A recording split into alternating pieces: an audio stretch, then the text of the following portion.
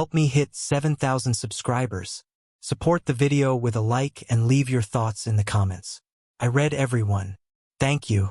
I never thought the quiet corners of my own house could hide a storm. My name is Ethan, and I'd always believed in Claire. We'd been married 7 years, and though life had its routine, the bills, the commute, the occasional stress, we had a rhythm I thought was unbreakable. But sometimes the most obvious truths hide behind ordinary days. It started with small things. Claire would disappear for longer phone calls, claiming work was stressful or a friend needed her attention. I noticed her laughing at messages late at night, her smile a little too private. First, I shrugged it off.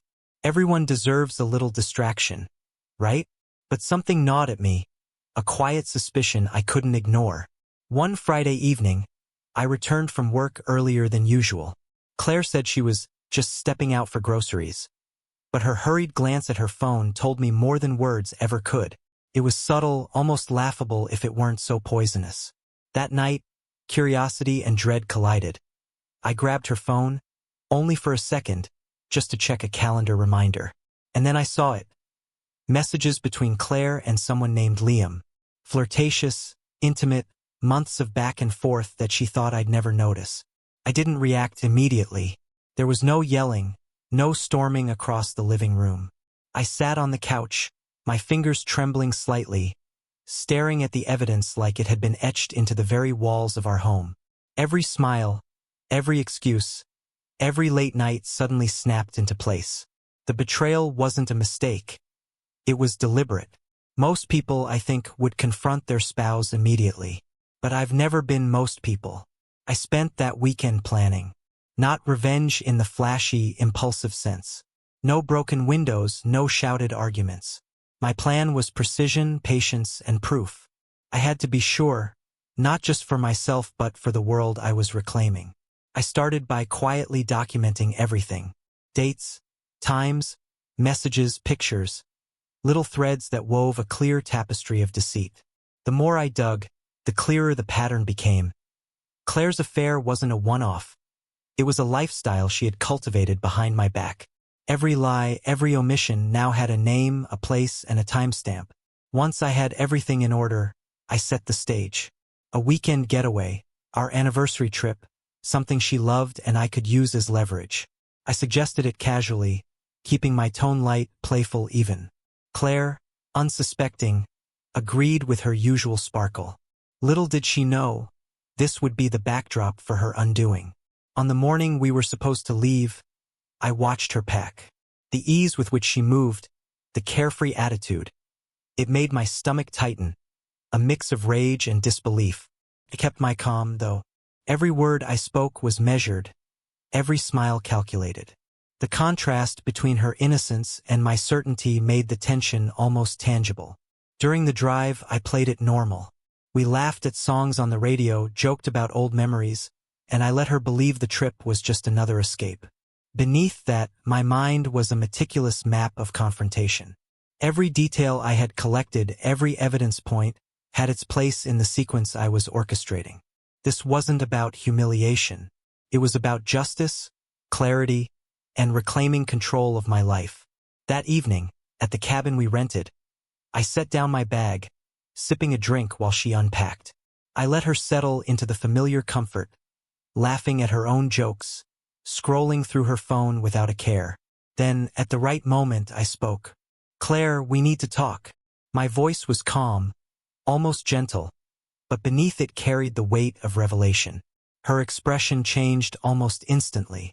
A flicker of something, concern, guilt, or perhaps the recognition that her world was about to shift, crossed her face.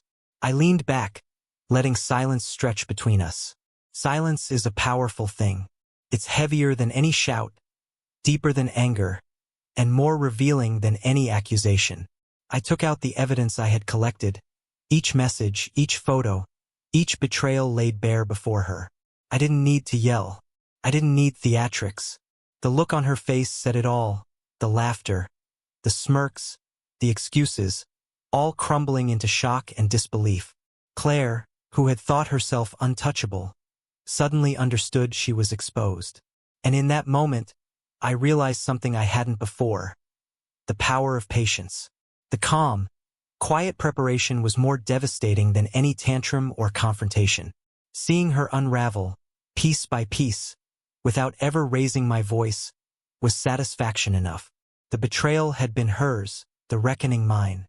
Claire's hands trembled slightly as she tried to explain, to excuse, to deny. But each word only tightened the noose she had woven herself. I didn't interrupt. I let her talk, let her rationalize her choices, because every excuse she made only proved the depth of her deceit.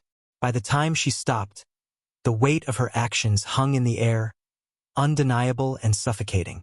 "I trusted you," I said finally, voice steady, even, almost hollow. "I trusted us.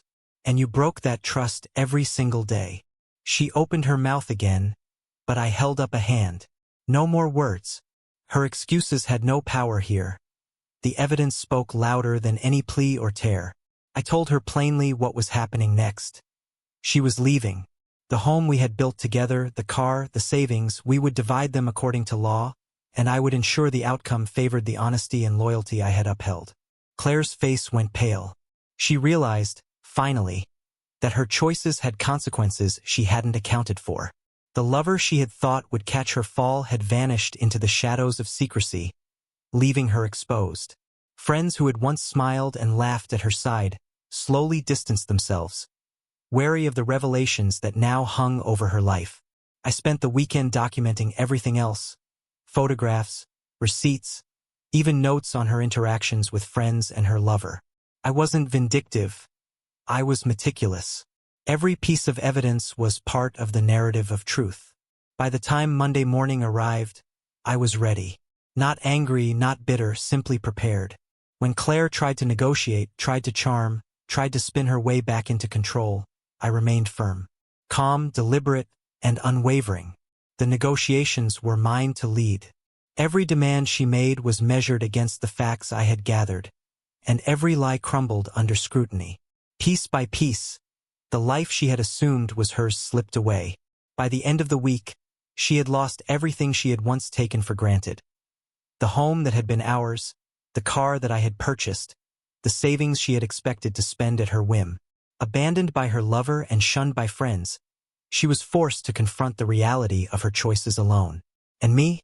I felt a strange, liberating weight lift off my shoulders. The home was mine, yes, but more importantly, my peace was restored. The constant tension, the unease, the questions that had gnawed at me for months, all replaced by clarity. I could breathe again, think clearly, and sleep at night without the burden of betrayal pressing on my chest. Looking back, I understood the lesson this ordeal had forced upon me. Trust is fragile, and once broken, it requires more than words to repair. But revenge, when planned with patience and executed with calm precision, is not about cruelty. It is about restoring balance, reclaiming control, and finally asserting one's dignity. I reached out to old friends I had distanced myself from during the chaos, people who had seen our marriage from afar and offered quiet support. Their warmth reminded me that loyalty and honesty are rarities in a world where appearances often mask deception. My life, rebuilt in these few weeks, felt cleaner, sharper, like the air after a storm passes. Claire tried reaching out once more, a timid message, perhaps hoping for forgiveness or a second chance. I didn't respond, not out of cruelty but because the chapter was closed. The book had been written with clear lines, and the ending was already set. The betrayal was hers and the recovery mine.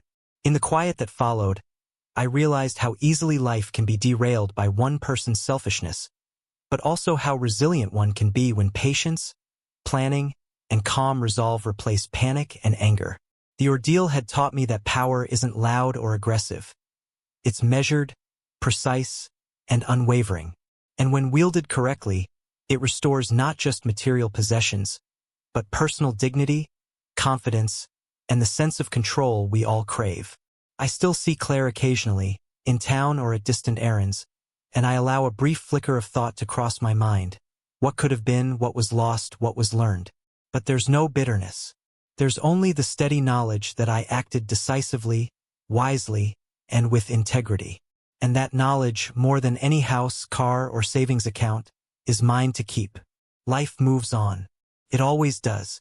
But the echoes of betrayal, of laughter turned to mockery, of trust violated, are now firmly behind me.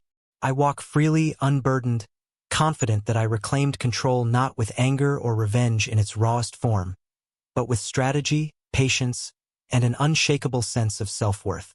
And as I step into each new day, I do so with the satisfaction of knowing the balance has been restored. Not through chaos, not through shouting or tears, but through quiet, deliberate, undeniable justice. The lesson remains clear. Betrayal can take much, but it can never take the strength of a man who knows his own value.